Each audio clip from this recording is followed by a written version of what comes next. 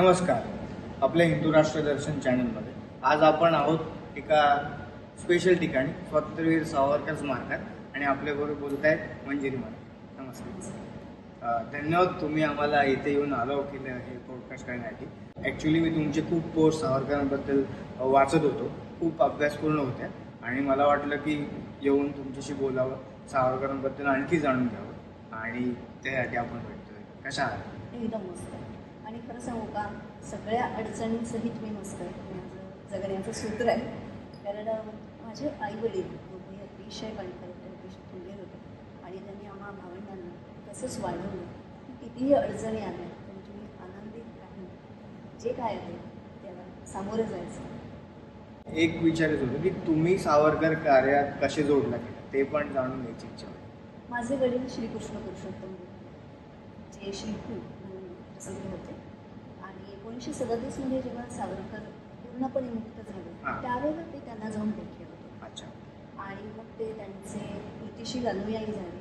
20 वर्ष ते त्यांच्याबरोबर होते, आणि मग सावरकरी विचार ऐकतच मी मोठे झाले की तो पशु आहे किंवा सत्यनारायण कसला सत्यनारायण, किंवा याल तर तुमच्यासह याल तर तुमच्या. त्यामुळे तो विचारांचा पगडा होताच माझ्यावर. वाचन मी त्यावेळेला फारसं केलेलं नव्हतं, पण 2004मध्ये मला वडील म्हणाले की सावरकर स्मारक संस्था त्यावेळेला छोटी होती, तर या संस्थेमध्ये तू काम करावं अशी माझी इच्छा आहे. आणि त्यांच्यासाठी मी स्मारकात काम करायला लागले. त्यांचं कार्य मी बघितलेलं होतं, समाजकार्य बघितलेलं होतं. त्यामुळे कुठेतरी एक मनात होतं की आपण पुढे जाऊन कुठल्या तरी संस्थेशी जोडलं जायचं, पण ते जरा लवकर झालं. माझे वडील श्री गोखले यांच्याबद्दल मी आधी सांगितलं. त्यांचं एक पुस्तक आहे सावरकरांची सुखसंवाद, कारण ते पण सगळ्यांनी जरूर वाचावं असं मला वाटतं. कारण सावरकरांचे वेगवेगळे पैलू त्याच्यामध्ये किंवा नवी सिंधन ते सतत सावरकरांबरोबर असायचे, आणि अतिशय स्पष्टपणे त्यांच्याशी बोलू शकायचे. त्या दोघांची जी चर्चा होती त्यावर आधारित ते पुस्तक आहे. आणि आमच्या घरी सावरकर त्यावेळेला माझा आमच्या घरी झालेला होता, पण सावरकरांबरोबर माझं वडील ठिकाणी जायचे, आणि त्यावेळेला त्यांना सावरकरच एकदा म्हणतो की हा श्रीगू मला कुठे कुठे घेऊन जातो लोकांच्या घरी, पण स्वतःच्या घरी कधी. आणि मग माझी आई डॉक्टर करुण गोकुळ यांची प्रसिद्ध होती, त्यांनी माझं वडील त्यांना आमंत्रण द्यायला गेले. मग सावरकरांनी सांगितलं की कोणाला बोलवायचं नाही. मग माझ्या आजीला सुद्धा आईने आमंत्रण सावरकरांना शब्द दिले, पण आमच्या घरामध्ये त्यावेळेला प्रचंड गर्दी झाली. सावरकरांचं भाषण माझ्या वडिलांनी त्यांना ऐकून, आणि त्यावेळेला सावरकर म्हणाले हा माझा आवाज आहे. आणि त्यावेळेला आईला त्यांनी विचारलं, ज्या वेळेला आनंदजन द्यायला आई गेली होती त्यावेळेला आईला काय करतेस, आई म्हणाले की मी संभाजी राजांची संशोधन. आणि त्यावेळेला सावरकर म्हणाले की त्यावेळेला संभाजी राजे हे व्यसनी होते, दुराचारी होते असंच म्हटलं. त्यामुळे सावरकरांच्या लिखाणामध्ये तसे उल्लेख आहे.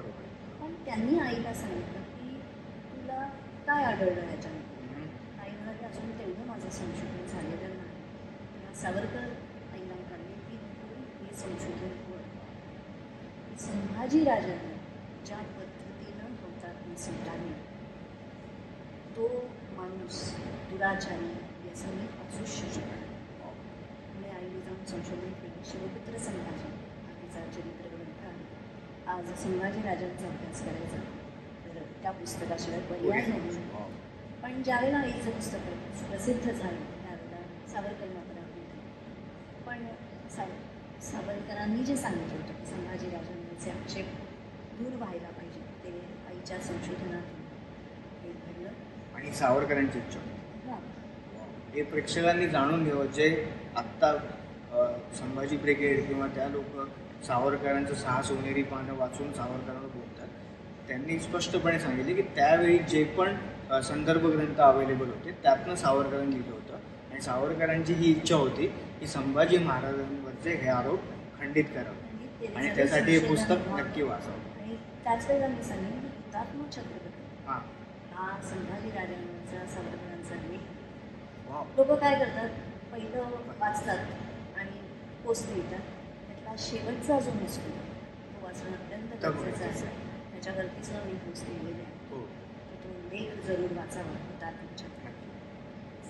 आणि म्हणून तुम्ही सावरकर स्मारकात. आणि मग आता सावरकर स्मारकाचा विषय निघाला, त्याच्याबद्दल थोडी माहिती देता का, की ते कसं काम करतात, तुम्ही त्यात काय योगदान केलं, किंवा ओव्हरऑल सावरकरांच्या विचारासाठी सावरकर स्मारक काय काम करतं? मुख्य म्हणजे सावरकरांच्या विचारांचा प्रसार आणि प्रचार हेच. हेच स्मारकाचं मुख्य ध्येय आणि उद्दिष्ट आहे. आणि आधुनिकीकरण आणि तरुणांचा सहभाग हा आम्हाला जास्त महत्त्वाचा वाटतो. कारण सावरकरांचे विचार हे तरुण पिढी पोहोचवणं अतिशय गरजेचं आहे. आणि ज्यावेळेला मी सावरकर स्मारकात काम करायला लागले तेव्हाचा एक अनुभव सांगते की कुठलेही कार्यक्रम आम्ही केले तर त्यावेळेला साधारण 60च्या पुढची मंडळी असायची. तर तेव्हा मला असं वाटलं की सावरकरांचे विचार जर तरुणांपर्यंत पोचवायचे असतील तर त्यांना जे आवडेल असं माध्यम आपण निवडलं पाहिजे. आणि मग शतजन्म शोधित या कार्यक्रमाची निर्मिती आम्ही सावरकर स्मारकाच्या वतीने केली. त्याची संकल्पना संहिता माझी होती, निवेदने मी त्याच्यामध्ये करते. त्या कार्यक्रमाचे आत्तापर्यंत 70 प्रयोग झाले. आणि त्याच्यामध्ये आम्ही सावरकरांची जी अप्रकाशित कविता होती त्या स्वरबद्ध केल्या. म्हणजे सावरकरांनी लावणी लिहिली, ओवाळा लिहिला, फटका लिहिला किंवा भावगीतं लिहिली. म्हणजे सावरकर लिहितात की सकाळी जगू तोडीत सदा जाई जुईच्या फुला माडीवरून सुंदर त्यांनी पाहिली. तर हे जेव्हा आम्ही वाचत होतो, माझा काव्याचा अभ्यास अजिबात नव्हता किंवा मला आवडही नव्हती, पण या कार्यक्रमाच्या निमित्ताने मी सावरकरांचं काव्य थोडंफार वाचलं. थोडंफारच मी म्हणेन, कारण सावरकरांचं काव्य 12,000 ओळींचं. पण त्यातल्या काही कविता आम्ही निवडल्या, त्या स्वरबद्ध केल्या. ज्येष्ठ संगीतकार आणि गायिका दर्शन भावे यांनी त्या स्वरबद्ध केल्या. आणि संगीत संयोजन कमलेश भरकम करायचं आणि 50 कलाकारांसहित आम्ही हा कार्यक्रम करतो. आणि मला याचा अतिशय आनंद आहे की त्या कार्यक्रमानंतर सावरकरांच्या जीवनावरचे अनेक कार्यक्रम होते आणि निवेदनामधून आम्ही सावरकरांचे जे माहीत नसलेले विचार आहेत ते पोहोचवण्याचा प्रयत्न करतो. आणि इथे मला विशेष करून सांगायचं वाटेल की याचा जेव्हा पहिला प्रयोग होता तर त्यावेळेला माझा मुलगा लहान होता आणि आईचा कार्यक्रम आहे, त्याच्यामुळे जायला तर हवं म्हणून तो आणि माझी भाची असे आले होते. त्यांचं असं होतं की आपण मागे बसून आणि टिपी करू. तर कार्यक्रम संपल्यानंतर तो धावत आला आणि त्याने मला भेटी वाटली, काही तू ग्रेट आहेस आणि सावरकरांचं कार्य आम्हाला होतच नाही. आणि त्या क्षणी मला जाणवलं की आम्ही ज्या उद्देशाने हा कार्यक्रम करतो तो पोचतोय. आणि नंतर ती गाणी पण त्याच्या ओठावर असायची. बरोबर. हे मला खूप छान वाटलं. तशी तुम्ही सुरुवात केली. आणि आता मी बघतोय बरेच रायफल आणि असं, तर त्याबद्दल काय सांगा, व्यायामशाळा, कारण सावरकरांना हिंदू असे स्ट्रॉंग हवे होते, ते पण मला दिसतंय. सावरकरांचा योगाभ्यास होता किंवा दामोदर सावरकर बंधू. आणि मला असं वाटतं की त्या योगाभ्यासाच्या जोरावरतीच ते अंदमानामध्ये टिकून राहिले. तर योग वर्ग इथे चालतात सकाळी, व्यायामशाळा तर आहेच आहे. त्याच्याशिवाय रायफल शूटिंग, त्याच्यानंतर पुष्टीयुद्ध, धनुर्विद्या हे सगळे वर्ग इथे चालतात. त्याच्याबरोबर आत्तापर्यंत आपण संगीत किंवा नृत्याचा वापर हा प्रसारासाठी प्रचारासाठी कधी केला नाही. तर तो प्रसार आणि प्रचार संगीताच्या माध्यमातून होऊ शकतो हे जाणून आम्ही आता इथे संगीत वर्ग, नृत्य वर्ग हे चालतात.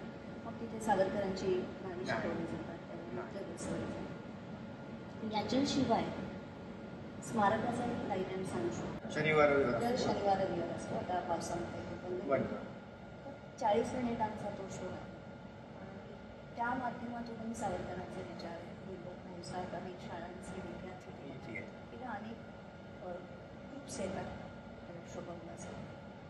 त्याचबरोबर आमचा एक अतिशय अद्ययावत असा स्टुडिओ आहे, क्रोमा स्टुडिओ आहे आणि ऑडिओ डबिंग स्टुडिओ, जो करोनाच्या काळामध्ये आहे. याच्याशिवाय हिंदुस्थान पोस्ट हे आमचं एक न्यूज पोर्टल आहे. आपले विचार आजकाल दोन्ही बाजूला फक्त पण एक तटस्थ भूमिका असावी आणि हिंदुत्व बेतर त्याचा अजेंडा आहेच आहे.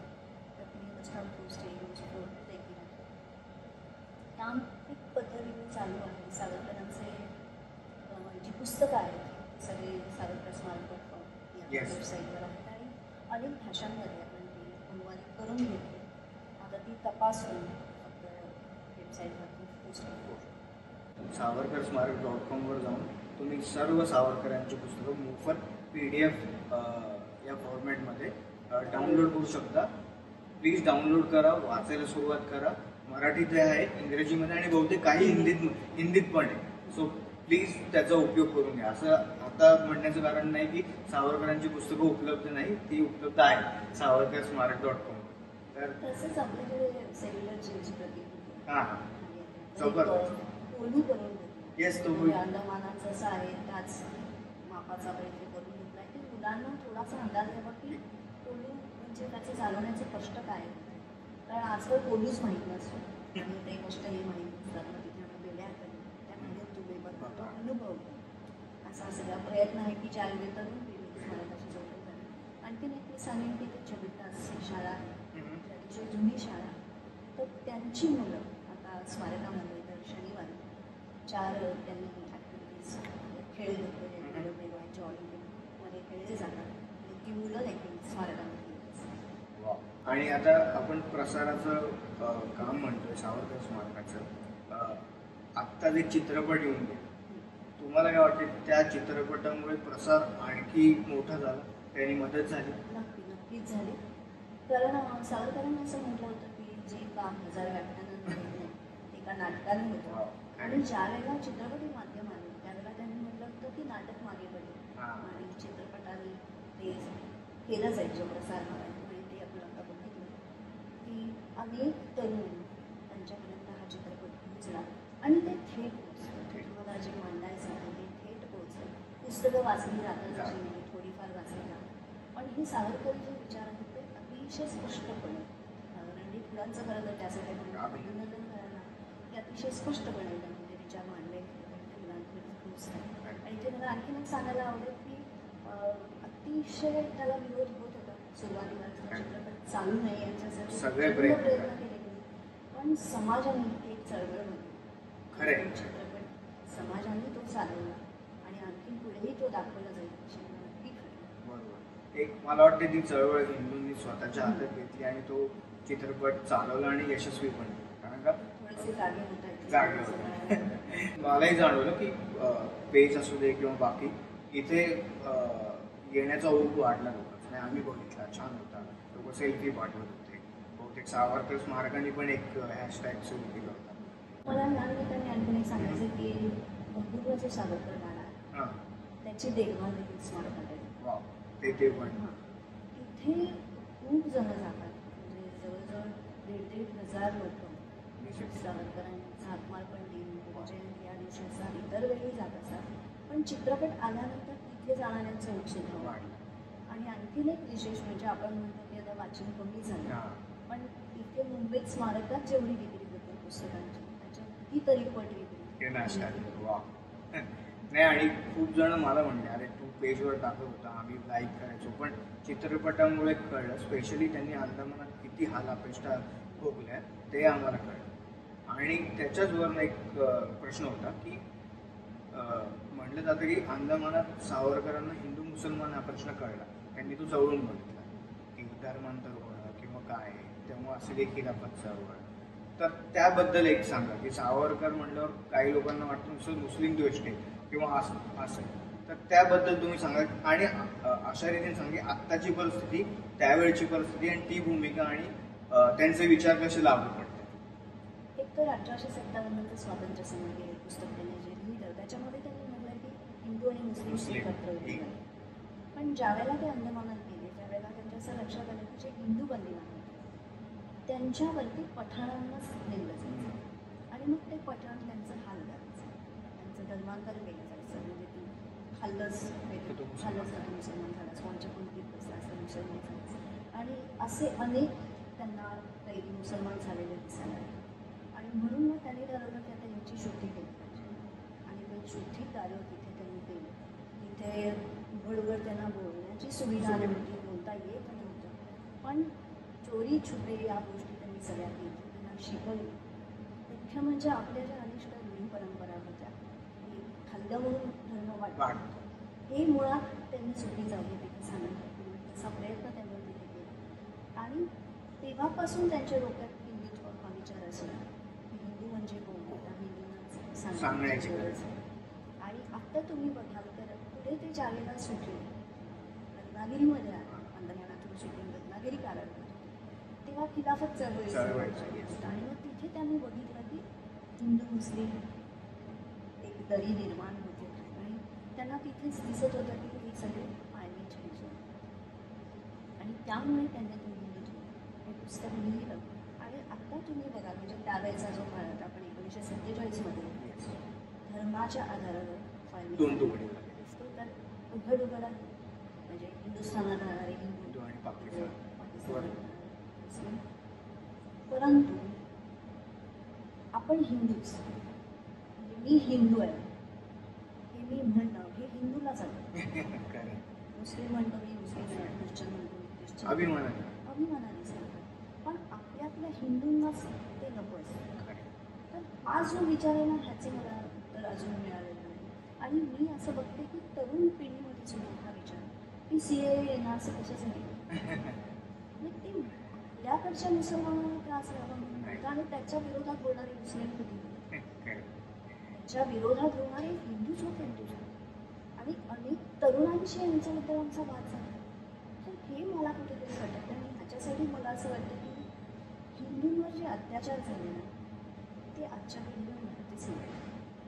हे नवखालीमध्ये काय झालं हे माहिती नाही. मोठ्याला काय झालं ते माहिती नाही. शिखांचंही शेतकरी झालंच नाही. तर हा इतिहासच आपल्याला नाही. म्हणजे इतिहास सावरकरांनी असं म्हटलं होतं की जो देश आपला इतिहास असेल तो त्याचा भूगोल बदलतो. आपला भूगोल बदलला 47मध्ये आणि आताही तो बदलायची चिंता आहे. आपल्या देशाचे 2 तुकडे झाले होते. आता असंख्य तुकडे होऊन घातलेले आहेत. आणि ज्याची जाणच आपल्याला नाही जे आपल्याला माहितीच नाही. आता इतिहास जाणून घ्यायचा म्हणजे लगेच कुणीतरी त्यांच्या विरोधात उठायचं नाही किंवा त्याचा प्रतिशोध घ्यायचा म्हणून अजिबातच इतिहास माहिती करून घ्यायचा नाही. पण त्यांची वृत्ती काय हे आपल्याला बरोबर. पुरुषोत्तम भास्कर भावे गुहा भावे Yes. भाषा प्रभू गुहा भावे ते नवखालीला गेले. नवखालीची त्यांची डायरी आहे पण ती इतकी प्रक्षोभक आहे की ती छापण्याची हिंमत कोणी करत नाही. ती छापू नये असं अनेकांचं मत आहे. तरीसुद्धा भावे यांना कथा लिहिली, अनेक कथा. त्या कथा आपल्याला वाचायला म्हणजे प्रत्यक्षात किती हिंदूंवर किती अत्याचार झाले आणि हिंदूंची वृत्ती ही नाही. आपल्या धर्मात दुसऱ्याला मारा हे सांगितलेलं नाही. पण ज्या धर्मामध्ये सांगितलं की काफरांचा वध करा तर तीच वृत्ती आहे. आणि आपण बघतो की मुस्लिमना फासा त्यांची सनई आपल्या घराघरात वाचते. आपल्या मंगल कार्यक्रमात वाचते. म्हणजे बिस्मिल्ला खान साहेब ते झाकीर हुसेन हे आपलेच आपण म्हणतो. अब्दुल कलाम आपण आपलेच म्हणतो. पण जे पाकिस्तान भाषेने मुस्लिम त्यांना विरोध आपण केलाच पाहिजे. ती वृत्ती ठेचली पाहिजे. इथे राहणारे जे मुस्लिम आहेत ज्यांना या देशाबद्दल माहिती वाटतं त्यांच्या विरोध आपल्याला करायचं कारण नाही. पण जर तुमच्याच देशामध्ये तुमच्याच ध्वजावरून गाड्या जात असतील, एखादा हैदराबादमध्ये म्हणत असेल की मोदी आणि योगी किती वर्ष त्यांच्यानंतर आमच्याशी बात तर ही हिंमत इथे कुठेच नसली. आणि मग आपण हिंदू काय पाकिस्तानामध्ये हे बोलण्याची हिंमत कोणी करेल? पाकिस्तानामध्ये राहणारे हिंदूंची काय अवस्था आहे ते आपण वाचतो ऐकतो. आपल्याकडे सगळे सुरक्षित आहे तरीही इथे राहणारे मुस्लिम जर म्हणत असतील की आम्ही असुरक्षित आहोत तर त्यांना देश मोकळ्यात दिसणार. पण आपण हे समजून घेतलं पाहिजे की उद्या आपल्याला देश सोडायचे नाही. आपला असा देश ते सावरकरांनी लिहिलंच वाटतं हिंदुस्थान हाच आपला देश आहे. हीच आपली कर्मभूमी आहे. हीच आपली मित्रभूमी आहे. हीच आपली पुण्यभूमी आहे. त्यामुळे हा हिंदूंचं रक्षण करणं, हिंदुत्वाचं रक्षण करणं आणि हिंदुस्थानचं रक्षण हे आपलंच काम आहे. हिंदूंचं काम आहे. 1937मध्ये सावरकरांचं वाक्य आहे की मला हिंदूंनीच हिंदुत्वाला विरोध केला. हे मला स्वतःला ते म्हणाले होते मला मुसलमानांची भीती इंग्रजांची तर नाहीच नाही पण मला हिंदूंना परिस्थिती तीच आहे. आणि ती बदलायला हवी असेल तर तरुणांनी इतिहासाचं वाचन केलं पाहिजे असं मला अगदी प्रकर्षाने वाटतं. कारण आज तुम्ही बघाल अनेक छोटे व्यवसाय. व्यवसाय कसे तुमच्याकडे फ्रीज दुरुस्तीला येणार माणूस, वॉशिंग मशीन दुरुस्तीला येणार माणूस, ही आपली ओळख लागते. तुमचा रिक्षावाला, तुमचा केस कापणारा, तुमचा चांबा, हे आता आपली हिंदू लोक आहेत. नाही, कारण आपल्या मुलांना कामं करायची नाही. सध्याची पिढी आहे, मला अतिशय वाईट वाटतं. आपला असंख्य वेळ म्हणजे दिवसातले अनेक तास आपल्या मोबाईलमध्ये आपण रील्स बनवतो, आपण चॅट करतो. तर मला असं वाटतं लहान मुलांना नाही, तरुणांना आणि मोठ्या माणसांना सुद्धा आपण सोशल मीडियावर किती वेळ घालवायचा हे ठरवण्याची गरज आहे. नाही तर आपलं भवितव्य खूप कठीण आहे. खरं खरं. आणि तुम्ही म्हटलं सर, ते क्लिअर आहे. भागदारजीने असू दे, कुठचे पण लोक, त्यांना माहिती आहे इथून पैसे कमवायचे कुठून, आणि आपण आपले पारंपरिक रोजगार विसरत चाललो. आणि त्याच्यामध्ये हिंदूंना त्रास देतात की हा नॉनव्हेज खातो, आमच्या बिल्डिंगमध्ये नाही गेलो, आपण तोडतोय ती. त्याच्यावरनं आता मला आठवलं की हलाल. किती लोकांना माहिती काय हलाल म्हणजे फक्त ते कोंबडी कापण्याशी संबंधित आहे. हा अजूनही लोकांच्या मनात विचार आहे. जेव्हा ही हलाल सर्टिफिकेशन त्यांची इकॉनॉमी मला वाटतं $100 मिलियन वर गेली. हे खूप जुने आकडे. म्हणजे ही पॅरलल इकॉनॉमी उभी राहते ज्याची आपल्याला कल्पनाच नाही. आणि ही नुसती त्या कोंबडी कापण्यापर्यंत नाही आहे. सगळ्या पदार्थ हलाल सर्टिफाईड झाले. तुम्ही साधे बेकिंग पावडर घ्या, हलाल सर्टिफाईड. साधं येतं ना सुपारी वाटतं लग्नामध्ये, ती हलाल सर्टिफाईड असते. आपल्याला हे माहीतच नाही. आपल्याला असं त्यात काय होतं, एक समांतर अर्थव्यवस्था उभी राहिली आणि ज्याचा उपयोग तुमच्या विरुद्धच होणार नाही. तर त्याच्या विरुद्ध आपण काही करायला नका. त्याच्या विरुद्ध आपण काहीच करायला. एक साधी गोष्ट आहे, तुम्ही वापरू नका. हलाल सर्टिफिकेटचा मार्ग आहे, तो पदार्थ घेऊ नका. ते पदार्थ आपले उपलब्ध आहे. त्यामुळे ही काळजी आपण घ्यायला पाहिजे. त्यामुळे मला असं वाटतं की त्यांची चूक नाही, त्यांची चूक नाही, चूक आपली आहे. की आपण झोपलेलो आहोत, याला जागं व्हायचंच नाही. आणि मग असं होतं की अनेक वर्ष, 700 वर्षांचा आपला इतिहास आहे, ब्रिटिश 150 वर्ष. त्याच्या पूर्वी देखील आपल्यावर अनेक आक्रमणं झाली. पण कोणीतरी शिवाजी महाराज उभे राहिले, कोणतरी बाजीराव, आणि त्यातून आपण निघावून गेलो. आपल्याला स्वातंत्र्य मिळालं. परत आपण झोपी गेलो, पुन्हा दुसरा राज्य होता. आता मला असं वाटतं कोणीतरी येईल वाटलं पाहिजे. आपण हिंदू जर संघटित झालं तर ह्याचं मुकाबला आपण करू शकतो. पुन्हा पारतंत्र्यात जाण्याची वेळ आपल्यावर वेगळ्या पद्धतीने ह्याची काळजी मला असं वाटतं की आपण घ्यायला पाहिजे. तुम्ही झुकताय ते जागे, चूक तुमची. हिंदू जागे हेच खरं तर आहे. आणि मला असं वाटतं की सावरकरांनी हिंदी संविधानाचे जे कार्य केले, त्याने म्हटलं होतं की माझी उडी विसरलं तरी चालेल, पण माझं हिंदू संविधान कार्य तुम्ही विसरू नका. आज पुन्हा आपली हिंदी संघटित होण्याची गरज आहे. सावरकरांनी इतिहासाच्या अभ्यासातून हेच सांगितलं की आपण अनेक वेळा लढलो, मराठी लढले, राजपूत लढले, पण आपण एकत्र येऊन लढलो. त्यामुळे आपली ताकद कमी झाली. आपण कित्येक वेळा तर एकमेकांविरुद्ध. त्यामुळे जोपर्यंत सावरकरांची हिंदुत्वाची व्याख्या, हिंदू शब्दाची व्याख्या आपण आत्मसात करत नाही, की जैन, शीख, लिंगायत, सनातनी, आर्य समाजी, अगदी निरीश्वरवादी सुद्धा हिंदू आहे, हे जोपर्यंत आपण मान्य करत नाही तोपर्यंत आपण एकत्र येऊ शकत नाही, हिंदू संघटित होऊ शकत नाही. आणि आता हिंदू संघटित झाला नाही तर आपलं भविष्य भीषण आहे. आणि हे आपण बघतोय. आणि हे फक्त भारतातून नाही, अनेक देशांमध्ये युरोपचा की दारुल इस्लाम हीच त्यांची भूमिका असेल, त्याच्या विरोधात आपण काहीतरी करत राहायचं. आणि याच अनुषंगाने की हिंदू संघटनाचा तुम्ही विचार मांडला, पण सावरकरांचं खूप महाराष्ट्रावर प्रेम आहे. आणि महाराष्ट्राची आत्ता जी परिस्थिती जातीपाती म्हणजे कधीच असं नव्हतं झालं की शेजारी बसताय तुझी जात कोण विचार. महाराष्ट्रात तर कधीच होत नव्हतं. आणि आता त्या आडनावरनं ओळखता येते ती वेगळी गोष्ट, पण शेजारी शाळेमध्ये एवढं कधी झालं नव्हतं. पण ती हानिकारक ठरते असं नाही वाटत, स्पेशली महाराष्ट्रात म्हणजे अतिशय हानिकारक. सावरकरांनी असं म्हटलं होतं की प्रत्येक जातीचं एक वैशिष्ट्य असतं. बरोबर. एवढ्या पुरती ती जात ओळखली जाते. मर्यादित. पण कुठल्याही जातीने मी दुसऱ्या जातीपेक्षा श्रेष्ठ आहे हे जात्युच्छेदन हा शब्द त्यांनी घेतला आणि जातच नाही. नको. पण त्याचबरोबर त्यांचं असं म्हणणं होतं की मनुष्य ही एक जात, मानवता, खरी जाती मनुष्य, बरोबर. खरा धर्म मानव, खरा देश पृथ्वी पृथ्वी. आणि खरा राजा ईश्वर आणि वसुधैव कुटुंब ही खरं तर त्यांची कल्पना होती. तर ही अस्तित्वात येणं खूप कठीण आहे. पण तुम्ही बघाल की आता G20चे जे फलक जागोजागी लागले त्याच्यावरचं घोष वाटत होतं वसुधैव कुटुंब. म्हणजे मला असं वाटतं की सावरकरी विचार हां. म्हणजे सावरकरांचं नाव जरी घेतलं नाही, जातं असे.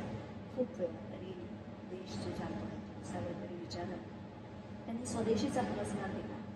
आज मेक इन इंडिया. हा, ते पण विचारलं की सावरकरांचे जे समकालीन नेते होते, गांधी असो नेहरू असो, त्यांचे विचार एक 60-70 वर्ष म्हणा की तसा देश चालू राहील. पण ते गांधीवादी समाजवाद किंवा ते तो आता कुठे दिसत. सावरकर विचारत होते की अद्यावत राहणार वसुधैव कुटुंबकम, सैनिकीकरण. तर त्याबद्दल तुम्ही काय सांगाल? कारण तो पण सावरकरांचा व्यायामशाळा किंवा ते आता रायफल शूटिंग ते त्याबद्दल तुम्ही काय सांगाल? सैनिकीकरण हे जे तुम्ही केलं सैनिकीकरणाचा पुरस्कार ते त्यांचं कार्य अतिशय मोठं. पण ते त्यांनी का केलं हां, ते त्यावेळची जाऊन परिस्थिती काय हे फारसं आपल्याला माहिती. जेव्हा ब्रिटिशांचं इथे राज्य आलं तेव्हा त्यांनी शस्त्रबंदीचा कायदा केला आणि सर्वप्रथम आपल्याला निशस्त्र केलं. बरोबर. म्हणजे आपलं सर्वच आपण गमावलं. सावरकरांना लंडनमध्ये जावं लागलं ते शस्त्र मिळवण्यासाठी. त्यांनी सशस्त्र क्रांती करण्याची प्रतिज्ञा तर केली होती पण शस्त्रापासून क्रांती होऊ शकत नाही हे जेव्हा त्यांना लक्षात आलं त्यावेळेला त्यांनी लंडनमध्ये जायचं ठरवलं. तिथे त्यांनी पिस्तूल मिळवली, बॉम्ब बनवण्याची कृती मिळवली.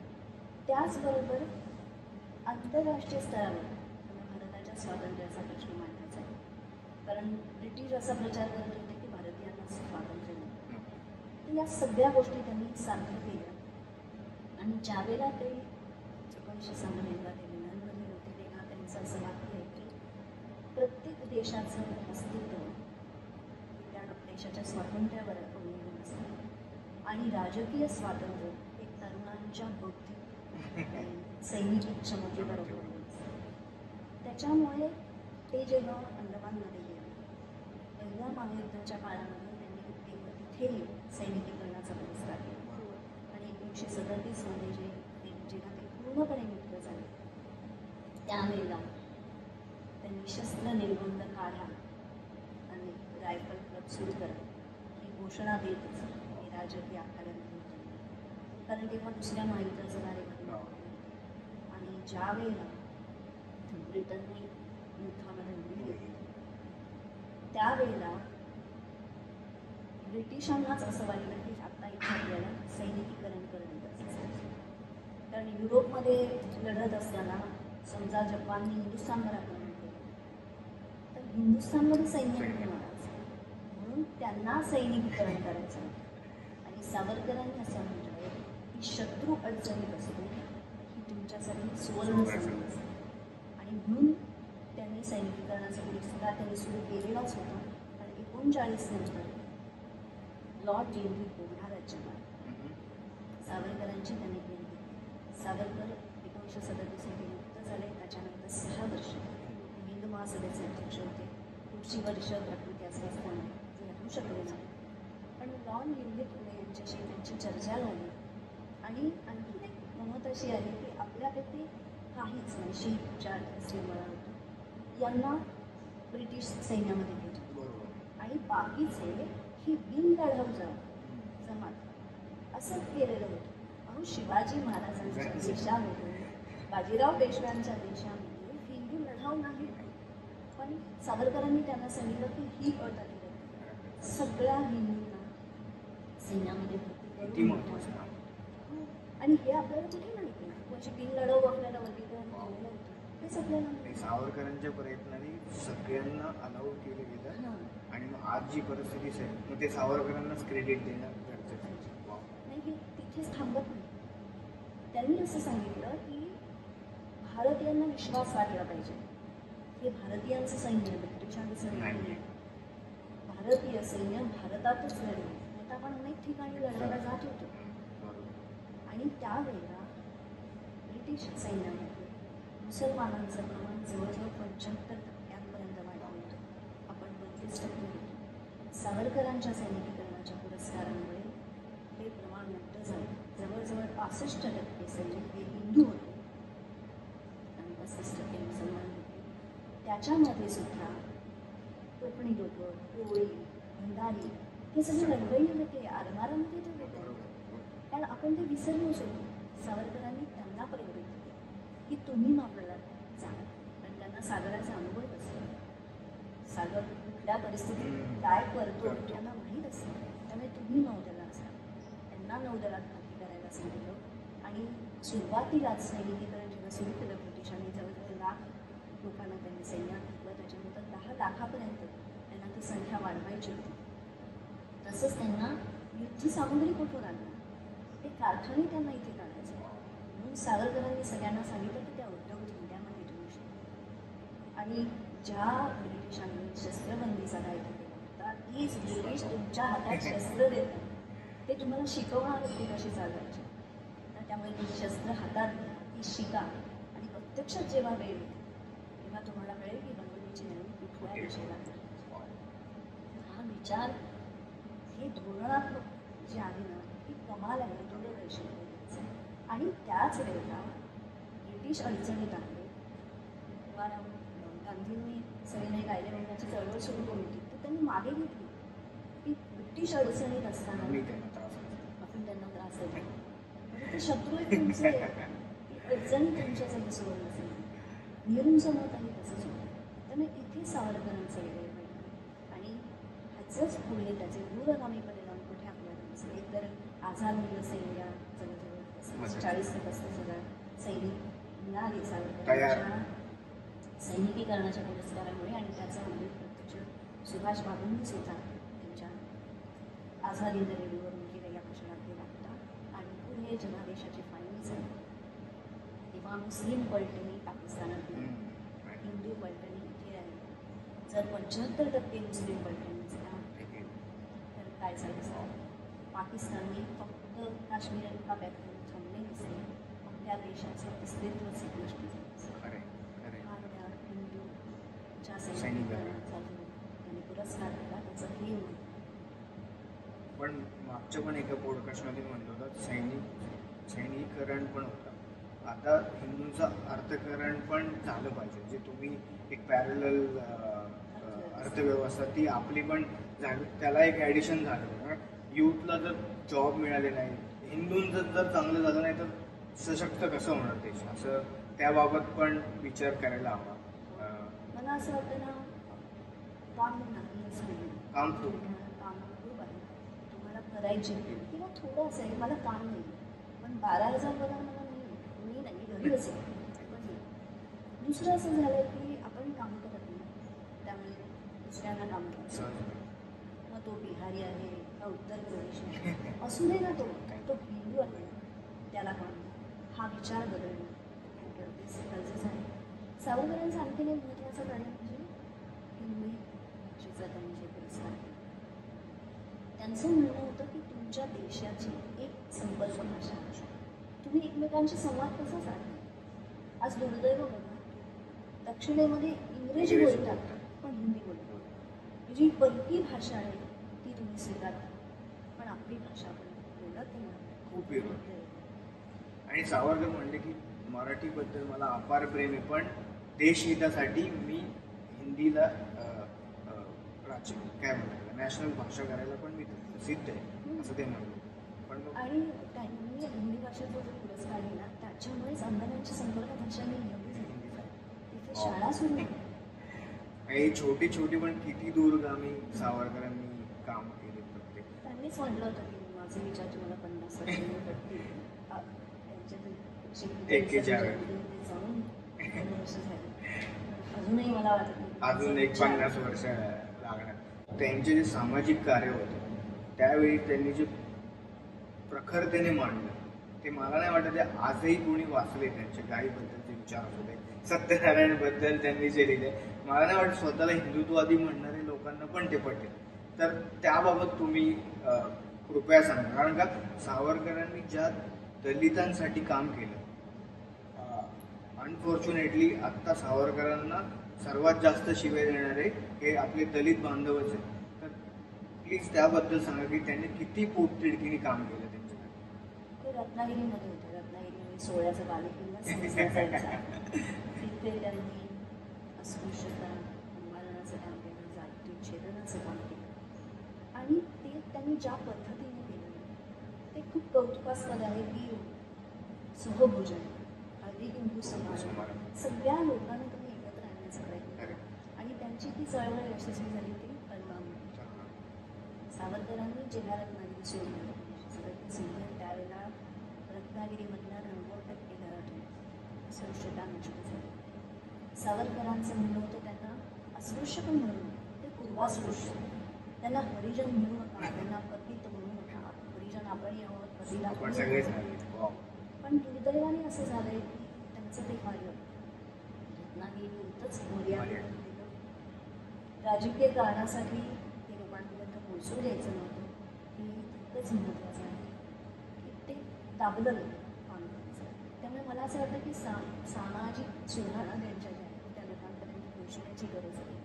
आता तुम्हाला एक छोटंसं उदाहरण सांगते की चैत्यभूमी इथून जवळच आहे. होळी पौर्णिमेला तिथे होळी पेटवली जाते.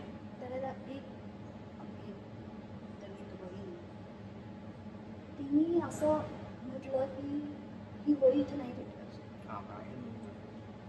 आणि त्या सावरकराच्या स्मारकाचा मी अनुस्मृती झाली. म्हणजे तुम्ही जे करताय, सावरकरांनी म्हटलं होतं की श्रुती स्मृती पुराण बायबल पुराण हे सगळे इतिहास ग्रंथामध्ये कपाटात समाजाने काय करायचं हे सांगण्याचा अधिकार त्या ग्रंथांना नाही. तर त्या सावरकर स्मारकासमोर तुम्ही मनुस्मृती जाऊन काय करणार आहे? याचा अर्थ तुम्हाला सावरकरांचं कार्यच माहिती नाही आणि जे त्यांनी तुमच्यासाठी केलं. सावरकर बाबासाहेबांना सुद्धा म्हणत होते, बाबासाहेब आंबेडकरांना अजून 10 वर्ष बळका, तुमच्यावर अन्याय झाला हे मान्य झालं, पण अजून 10 वर्ष बळका, पण मुख्य प्रवाहात धर्मांतर करू नका. धर्मांतर केलं तर पुन्हा तुम्ही वेगळेच राहा. आज तेच चित्र आहे. आणि त्यामुळे मला असं वाटतं की या आपल्या बांधवांपर्यंत सावरकरांचं कार्य पोहोचवणं हे जास्ती गरजेचं आहे. की तुमच्या उद्धारासाठी त्या माणसाने काम केलं, तुमच्या उद्धारासाठी त्यांनी त्रास सहन केला, आरोप झेलले. तिथे अनेक ठिकाणी सावरकरांचं जे भाषण आहे ज्यावेळेला त्यांनी रत्नागिरी सोडली तेव्हा त्यांनी असं म्हटलं की माझ्यामुळे घराघरात म्हणलं गेलं, कारण ज्येष्ठांना पटत नव्हतं, तरुणांना पटत होतं. त्यामुळे घराघरात बांधणी झाली, पण हे काम केलं. त्यामुळे हे त्यांच्यापर्यंत पोहोचणं हे अतिशय महत्त्वाचं आहे. आणि दुर्दैवाची गोष्ट अशी आहे की आता तुम्ही बघताय हिंदू हृदय सम्राट पहिले सावरकर, बाळासाहेबांना आपण हिंदू हृदय सम्राट, पण काल ते बोलतात की हिंदू आणि मुस्लिम यांच्यात दरी निर्माण केली जाते. माझी बाळासाहेब ही कुठल्याही पक्षाची नाही, पण तुमच्या वडिलांनी हिंदुत्वासाठी जे केलं ते तुम्ही विसरता. त्या तुम्हालाच राहायला घराची गरज नाही. तुम्ही ज्या तुमच्याबरोबर जात आहे त्यावेळेला मुस्लिम लीग येतो, आता ते मुस्लिम लीगच आहे. महागठबंधन येते, मुस्लिम लीग त्याला म्हणायला हरकत नाही, तर त्याच दिशेने विभागले जाते. आणि जातीपातीचा मला शिकवतो ते जातीपातीचं राजकारण म्हणजे राजकारणासाठी जातीपाती रूपाने केली जाते, पण हिंदू एकत्र येऊन इच्छा आहे. बारामतीपासून हे जातीपातीचं राजकारण सुरू झालं हे सर्व शोधना ते माहिती, पण आपण त्यातून धडे घेतो. मला वाटत नाही की शाळेतल्या मुलांना माहीत असतं त्याचा मित्र कुठल्या जातीचा हा प्रश्न केला येतो जेव्हा त्याचं लग्न ठरवायचं असतं, तेव्हा मग त्याची बायकोची जात हे बघितली जाते. आणि दुर्दैवाने जातीपातीवाद द्वेष वाढतो, अतिशय घाणेरडी भाषा आपण बोलतो. समाज माध्यमांचा जसा फायदा आहे तसा अत्यंत तोटा आहे की प्रत्येकाला स्वातंत्र्य आहे, प्रत्येकजण विचारवंत आहे, प्रत्येकाला बोलायचं आहे प्रत्येक विषयात. माझं म्हणणं प्रत्येक विषयावर प्रत्येकाने बोललंच पाहिजे, प्रतिक्रिया दिलीच पाहिजे. आणि प्रतिक्रिया अशा ठिकाणी द्या ज्याचा उपयोग बरोबर. तुमच्यामध्ये विद्वेष पसरणार असेल तर कशासाठी लिहायचं? तर हे भान तरुण पिढीने ठेवायला पाहिजे असं मला वाटतं. याच्यासाठी राष्ट्रपठण हे मानणं गरजेचं आहे, जे सावरकरांनी कायम मानलं. मी त्यांनी मतं मिळतील त्याच्यासाठी आपल्या तत्वांना कधी निवड नाही, ते जे सांगायचं ते सांगत नाही, पण तत्वांना निवडत होती. आज आपल्याला देशभक्ती शिकवावी लागते, ध्वजाचा मान राखून ते सांगावं लागतं, राष्ट्रगीत सुरळीत वगैरे सांगावं लागतं. हे जोपर्यंत बदलत नाही ते बदलेल, मला खात्री आहे. तर तरुण पिढी आजकाल तुम्ही त्यांना सांगितलं आणि त्यांनी ऐकलं असं होत नाही. अनेक तरुण अभ्यास करत आहेत, वाचता आहे, लिहिता आहे, क्रिएट आहे. मगाशी आणखीन एक मुद्दा म्हटला तर प्रत्येक जातीचं एक वैशिष्ट्य असतं. रवली फुला याच्या ते ती पिंडच असायची. हां, करके दिखाई आणि करून दाखवलं.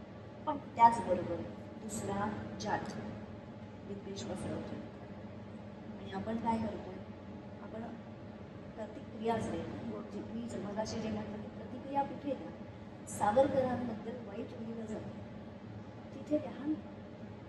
द्यायचं नाही तुम्हाला, नुसतं सावरकर मिळा ना, एवढं तर आपण करू शकतो. तेही आपण करत नाही. आणि रंगीत फुलांना चित्रपट चालवण्यासाठी, चालेल की नाही हा प्रश्न होता, चालवण्यासाठी लोकांना पुढे यावं लागतं. पण दुसरा जात आहे त्याचे व्ह्यूज करा, त्याचे लाईक्स करा, जे तुमचा देश संपवण्याच्या पक्षाला पण उत्तर नाही असं. हां, स्मारकाचं एक अतिशय महत्त्वाचं कार्य सांगायचं म्हणजे ज्येष्ठ म्हणणार नाही, तरुण पिढीतलाच आहे, पण प्रसिद्ध लेखक दिग्दर्शक आणि अभिनेता दिग्पाल लांजे यांनी हे मृत्युंजय हे नाटक सावरकरांवरती केलं, अंदमान पर्वावरती आधारित. आणि सावरकर स्मारकाने त्याचे 145 प्रयोग आणि ते आम्ही खास मुलांसाठी, आमचे एक सदस्य होते सोडून 12 वर्ष, त्यांनी त्यासाठी खूप मेहनत घेतली. आम्ही गावोगावी जाऊन त्याचे प्रयोग केले. अनेक शाळा महाविद्यालयातील मुलं त्या नाटक ओळखायला येतील हा प्रयत्न केला. आणि त्याच नाटकाचे हिंदी 2 प्रयोग हे आम्ही JNU जिथे भारत तेरे तुकडे जातं तिथे सावरकर की जय, स्वातंत्र्य लक्ष्मी की जय या घोषणा दिली. हे स्मारकाचं खूप मोठे यश आहे. त्याचबरोबर दिल्ली युनिव्हर्सिटीची मृत्युंजयचा प्रयोग झाला आणि त्यानंतरच तिथे पुतळे उभारण्याची प्रेरणा त्या मुलांना मिळाली. आणि दुर्दैवाने पुढे त्यांना काळफासून आणि सगळे गोंधळ झाले. आणखी प्रश्न तेच आता उच्च पक्षाचं नाही, पण माफी मागणे के लिए मैं सावर करू मैदान देऊ असं राहुल गांधी म्हणतात. त्यांच्यावर काहीच कारवाई होत नाही आणि ते मोदी नावाचे सगळे चोर असतात म्हणलं त्यांची खासदारकी रद्द होते. हे पण दुर्दैवच म्हणायला लागेल. आपण जातो ना ऐकायला, अहो जो माणूस अमेरिकेत सुटाबेटात बसतो आणि तुमच्या देशाविरुद्ध बोलतो आणि इथे भारत छोडो म्हणून गावगाव फिरतो, तुम्ही जाता ना त्यांच्याबरोबर. लोक जातात असं नाही हो, मध्ये मध्ये गेले ना त्यांच्याकडे, तुम्हाला चुकतंय काय आपलं चुकतं. पण यांच्याकडनं अपेक्षा होती की त्यांनी त्याला शिक्षा द्यायला हवं. नाही ना, शक्य नाही. राजकारणामध्ये ना तुम्हाला इतकं सोपं नसतं त्या गोष्टी करणं, त्याचे परिणाम बघावे लागतात. आणि आपल्याकडे बघायला आहेतच, विरोध करायला हिंदूच पुढे येते, म्हणजे प्रत्येक गोष्ट ही शक्य असं ना, पण लोकांकडे आहे ना मतदानाचा अधिकार, त्यातून आपण व्यक्त होऊ शकतो 100%. आणि काँग्रेसी विचारसरणी संपुष्टात आलेली हेच हिंदूंसाठी चांगलं लक्ष आहे असं मला वाटतं. त्याची बहुतेक सुरुवात 2014 पासून झाली, ते चांगलंच झालंय. मला वाटते अजून तरुण सावरकर म्हणजे कुठल्याही पक्षाचं न बघता सावरकरांचे विचार वाचून हिंदू गीत बघणं हे महत्त्वाचं आहे. कारण का प्रत्येक पॉलिटिकल पार्टीला काहीतरी लिमिटेशन किंवा असते, त्यांचे अजेंडा असतात. पण सावरकर एक असे होते, जसं तुम्ही म्हटलं, मतांसाठी त्यांनी राजकारण केलं, हिंदू हितासाठी केलं. तर त्यासाठी तुम्ही तरुणांना काय सजेशन देणार? तुम्ही अनेक पुस्तकंही सावरकर भाषांतरी ते केली, स्वतः एक लहान मुलांसाठी लिहिले, त्याबद्दल थोडं काय सांगा? लहान मुलांपर्यंत हे विचार पोचवाले विचार नक्कीच होते. आणि नागपूरचे चंद्रकांत लाखे त्यांनी मला 2-3 विषय दिले होते की यांच्यापैकी कुठल्या विषयावर तुम्ही जास्त माझा अभ्यास फक्त सादर या विषयावर सध्या मर्यादित राहिलेला आहे. त्यामुळे ते पुस्तक लिहिलं आणि चित्ररूप ओके, त्याच्यामुळे मुलांना ते आकर्षक वाटतं. निदान चित्र त्याच्यानंतर विक्रम संपत यांनी जे त्याचं मी आणि रुचित सावरकरांचे अमेरिकाचे त्याच्यानंतर असत्याचे प्रयोग सावरकरांचे ॲक्शन घेतले जातात त्याच्याबद्दल आणि मला असं वाटतं की ॲक्शन जे घेतले जातात साधं तुम्ही कॉपी पेस्ट करून बरोबर जिथे विरोधात लिहिलं जातं साधा सोपा मार्ग तुम्हाला तयार आहे सगळं, तयार रेडीमेड मटेरियल. मला असं वाटतं की आत्तापर्यंत मी तरुणांसाठीच सगळं सांगते. पण मला इथे आणखी एक सांगायला सांगतं की सावरकरांचे माझी जन्म हे पुस्तक प्रत्येक मुलांना तरुणांना वाचलं पाहिजे. परंतु ते शाळांमधून ते वाचायला दिलं गेलं पाहिजे. कारण आजकाल आपण बघतो की छोट्या छोट्या गोष्टी म्हणजे आई रागवतो, मोबाईल दिला नाही, पैसे दिले नाही, ते प्राप्त केलं. ते जे चरित्र वाचलं सावरकरांचं माझी जन्म, तर तुम्हाला कळेल की अडचणींचा सामना कसा करायचा, त्या निर्धारावर करायचं. आणि त्याच्यामध्ये फक्त सावरकरच नाही, त्यांचे बंधू ज्ञानेश्वर सावरकर, त्याच्यानंतर हिंदू भूषणराव, नानी गोपाळ, नासकर असे असंख्य प्राणी आणि सगळी तरुण मुलं होती. त्या लोकांनी जे भोगलं, ज्या ध्येयाने सावरकरांनी अनेक त्यांना उभं केलं ते स्वतः उभी राहिली. पण मला असं वाटतं की माझी जन्म पुस्तक प्रत्येक आईवडिलांनी आपल्या मुलांना वाचून घ्यायला पाहिजे. तर हे आत्महत्या जे केल्या जातात ते केल्या जाणार शुद्ध कारण अगदी क्षुल्लक करायचं आणि लढायला हवं. अडचणी कोणाला कुठली व्यक्ती असेल 1% माणसं नसतील की ज्यांना आयुष्यात अडचणच आहे, कोणाला लढावंच लागतं. त्यामुळे ती प्रेरणा मला त्या पुस्तकातून लागते. शेवटचा प्रश्न आता, सावरकर प्रेमी किंवा सावरकरांचे पाईक त्यांना असं नेहमी वाटतं की सावरकरांचे विचार सरकार मान्य झाले पाहिजे आणि त्याच्यासाठी त्यांना भारतरत्न हा सर्वोच्च पुरस्कार, नागरी पुरस्कार दिला पाहिजे. त्याबद्दल तुमचं काय वैयक्तिक मत? सावरकर कुटुंबीय दरवेळेला सांगतातच की भारतरत्न आम्हाला आम्ही मागणार. बरोबर. आणि ती काही भीत आहे का? तुम्ही मागा आणि खरं ते. आणि अनेकांना सावरकरांपेक्षा श्रेष्ठ कनिष्ठ असं नको म्हणायला, पण ज्यांची योग्यता नाही अशांनाही भारतरत्न मिळतो. आणि मला असं वाटतं की स्वातंत्र्य ही त्यांना समाजाने दिलेली आणि हिंदू आणि त्यामुळे ती महत्त्वाची. आता तुम्ही म्हणता तसं काही त्याचे लाभ असतील भारतरत्न मिळण्याचे, तर ही गोष्ट वेगळी. पण मला असं वाटतं की सावरकर स्वतः असते ते म्हणाले असते की या भारतरत्न मला ऐकताना पण या आवाजात न पडता हिंदू हित होते, देश चालवा असं त्यांनी सांगितलं असतं असं मला वाटतं. आणि आमच्यासाठी किंवा जे सावरकर स्मारकाचं सुद्धा त्याची स्वातंत्र्य खूप खूप धन्यवाद. तुम्ही विचार मांडले आणि असंच बोलत राहू पुन्हा एकदा संधी मिळाली तर. धन्यवाद. आत्ताच आपण हा पॉडकास्ट ऐकला. मी स्वतः आत्ता सावरकर स्मारक बघितलं. खूप सुंदर आहे. तो तुम्ही या बघा. savarkarsmarak.com जसं म्हणालं त्या वेबसाईटवर जाऊन पुस्तकं डाउनलोड करा, ती वाचा, लोकांना पाठवा आणि सावरकर स्मारक याला भेटा. धन्यवाद.